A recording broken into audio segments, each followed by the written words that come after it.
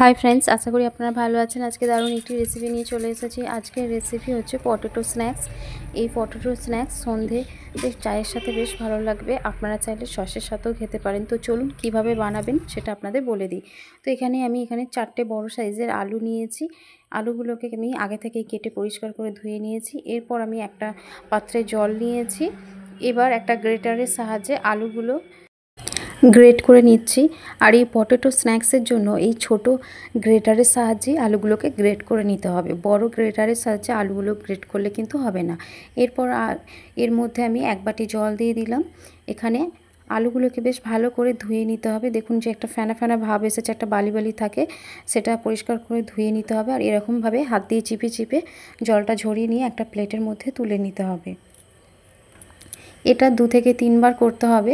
প্রথমবার আমি ধুয়ে নিয়েছি, তারপর আবারও আমি এটা একটা পাত্রে জল দিয়ে আবার আলুগুলো দিয়ে দিলাম।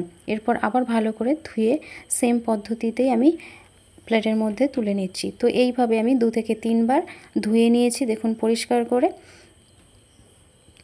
এরপর একটা পাত্রে আমি ঢেলে নিলাম আলুগুলো। তারপর পরিমাণ অনুযায়ী নুন, হলুদ ও পরিমাণ অনুযায়ী লঙ্কার গুঁড়ো, ঝালটা আপনাদের অনুযায়ী দেবেন, কে কেমন খাবেন। তারপর গোলমরিচের গুঁড়ো আর হাফ বাটি কর্নফ্লাওয়ার দিয়েছি। এখানে কিন্তু কর্নফ্লাওয়ারই ব্যবহার করতে হবে, অন্য কিছু দিলে হবে না। তো এবার সবকটা উপকরণ ভালো করে মিশিয়ে নিচ্ছি, মেখে নিচ্ছি।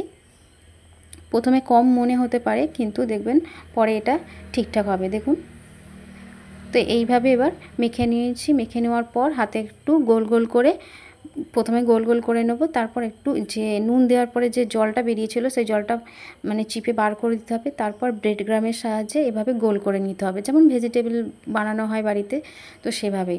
তো এরকমভাবে আমি সবকটা গোল করে নিয়েছি। আপনারা আপনাদের পছন্দসই শেপ দেবেন।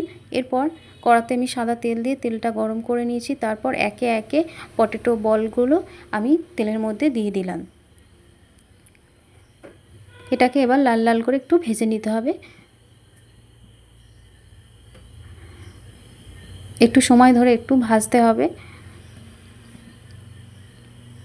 তো দেখুন এভাবেই উল্টে পাল্টে ভেজে নিতে হবে। তো আমি বাকি যে বলসগুলো ছিল পটেটো, সেগুলো আমি দিয়ে দিয়েছি।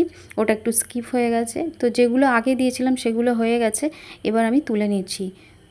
তো এইভাবে আমি প্রত্যেকটা পটেটো স্ন্যাক্স বল আমি বানিয়ে নিয়েছি। কেমন মুচমুচে হয়েছে সেটাও আপনি দেখিয়ে দিচ্ছি। দেখুন, শব্দ শুনেই বুঝতে পারবেন। তো যদি এই ভিডিওটি ভালো লেগে থাকে অবশ্যই চ্যানেলটিকে সাবস্ক্রাইব করবেন, সাথে লাইক, কমেন্ট, শেয়ার করবেন। ফেসবুক থেকে দেখে থাকলে অবশ্যই পেজটিকে ফলো করে রাখবেন।